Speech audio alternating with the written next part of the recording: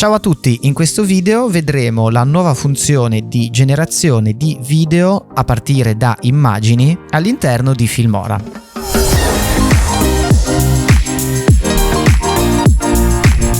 All'interno del nostro canale abbiamo già analizzato e provato diversi servizi che permettono di generare video, a volte partendo da testo e altre volte partendo direttamente da immagini. Ultimamente questo tipo di funzioni stanno gradualmente venendo inserite all'interno direttamente dei software di editing e per esempio proprio in Filmora è stata aggiunta recentemente questa nuova funzione. Andiamo subito a provarla, la troviamo ovviamente in home page essendo una delle nuove funzioni presenti. È possibile accedere a questa funzione anche andando nel menu strumenti e scegliendo all'interno della schermata l'opzione da immagine a video. Usando questo metodo verrà creato automaticamente un nuovo progetto e ci verrà evidenziata già la schermata per effettuare questo tipo di operazione. Se invece ci troviamo già all'interno di un progetto ci basterà andare in file multimediali e in basso troviamo la funzione da immagine a video. All'interno di questa schermata troviamo quelli che sono di fatto dei preset, ossia delle tipologie di video che è possibile creare con questa funzione già definite.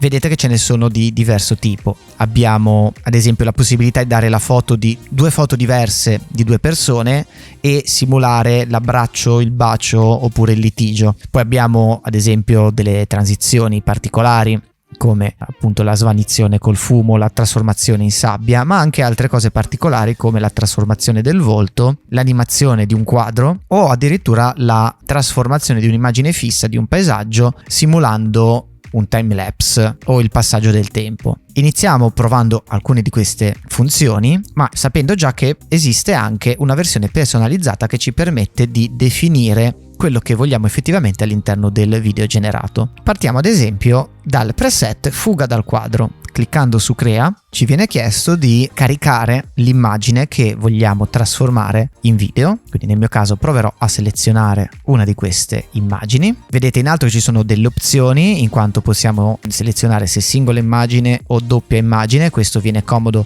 proprio per quel tipo di preset come quelli ad esempio dell'abbraccio dove servono due soggetti. Possiamo scegliere anche la proporzione del video, se 16 noni o 9 sedicesimi, e possiamo eventualmente anche scambiare l'immagine o cancellarla.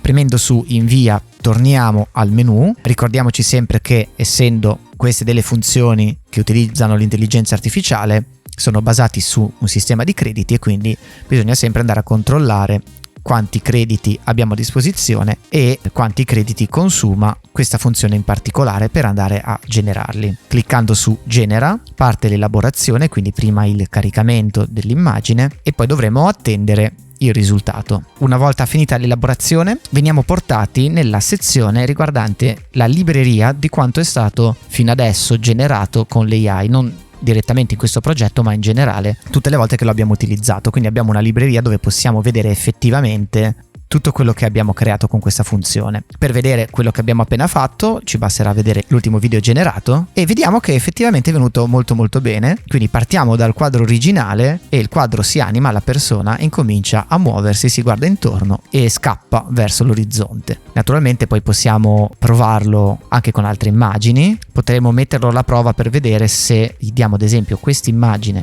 molto nota, questo quadro, e che però non ha soltanto la persona ma anche l'animale in braccio e quindi bisognerà vedere se è in grado di interpretare correttamente l'immagine. L'elaborazione è terminata, vediamo il risultato finale e in realtà è molto interessante perché appunto nonostante sia un'immagine un po' diversa è stata interpretata correttamente, tant'è vero che viene animata non solo la persona ma anche l'animale. Poi teniamo presente che anche laddove ci fossero delle imperfezioni questi sono strumenti che sono appena usciti e sappiamo bene come l'intelligenza artificiale vada a migliorare costantemente, quindi sicuramente possiamo aspettarci dei risultati sempre più precisi nel tempo. Facciamo a questo punto una prova con uno dei preset che utilizza due immagini. Proviamo per esempio bacio AI e in questo caso dovremmo dare due immagini per creare il nostro video, quindi io seleziono la mia prima immagine, lascio il preset 9/16, ma andrò a selezionare modalità unione, quindi questa sarà la prima immagine e qui selezionerò invece la seconda immagine. Andando su invia abbiamo la preview delle due foto, e una cosa da tenere presenti è che ovviamente servirebbero delle immagini dove la persona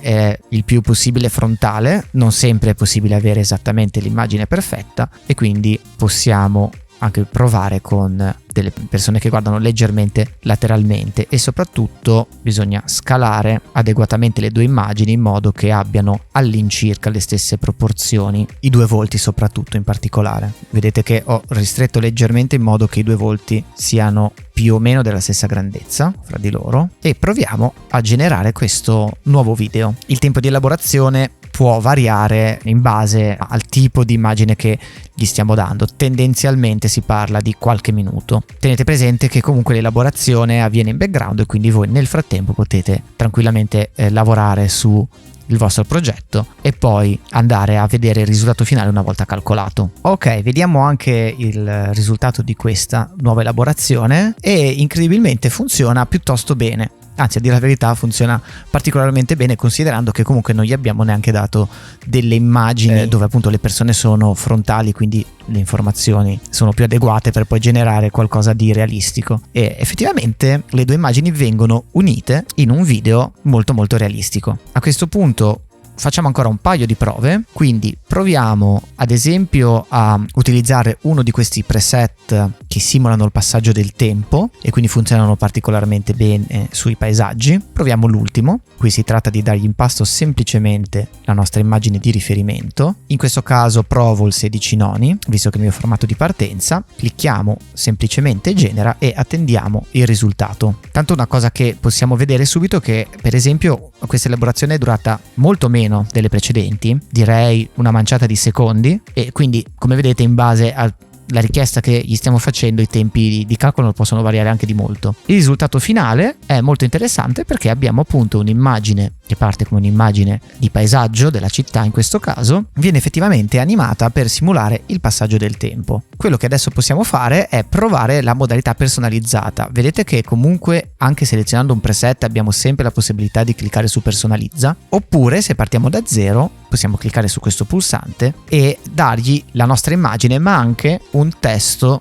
descrittivo della nostra richiesta. Ad esempio ho questa foto di un cane, mettiamo in modalità singola 16 noni visto che è proprio il formato della mia immagine di partenza, e proviamo ad aggiungere una breve descrizione per dirgli come vogliamo il movimento. Gli ho dato un prompt molto molto semplice, quindi semplicemente il cane che adesso è seduto si alza e corre verso lo sfondo. Vediamo cosa genera e in quanto tempo. Vedete che in realtà è abbastanza veloce, e poi magari proviamo con un'altra immagine diversa. L'elaborazione è già finita, anche in questo caso è durata pochi secondi e effettivamente funziona, nel senso che è l'istruzione che gli abbiamo dato, quindi sicuramente un'istruzione semplice ma ha generato effettivamente quello che gli abbiamo chiesto. A questo punto proviamo ancora con un'immagine diversa, proviamo con un altro paesaggio, anche qua in 16 noni ovviamente, e proviamo a dargli l'istruzione per trasformare questa immagine in un video da drone, quindi con la telecamera che si sposta in avanti velocemente. Clicchiamo genera e attendiamo. Controlliamo il risultato finale e diciamo che ha preso proprio alla lettera. Qui il risultato è un po' meno preciso, ma perché sicuramente ha cercato proprio di creare a partire da questa immagine non una semplice ripresa da drone, ma visto che ho specificato il movimento rapido, di fatto sta simulando il movimento di un drone FPV, quindi considerate che sta generando completamente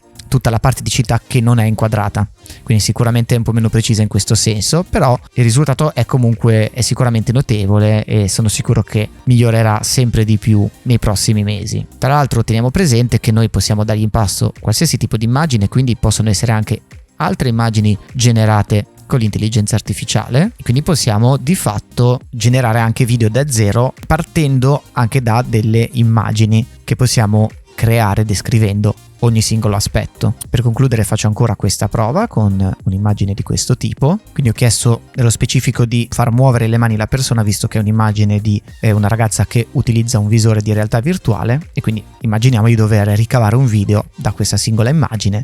La cosa più realistica è proprio il movimento delle mani. E vediamo il risultato finale, dove effettivamente il video avanza correttamente. C'è anche un effetto di luce, visto che appunto la persona ha questa illuminazione molto particolare. C'è solo una piccola imprecisione verso la fine, dove la mano tende a sdoppiarsi leggermente, ma il resto del video è assolutamente plausibile.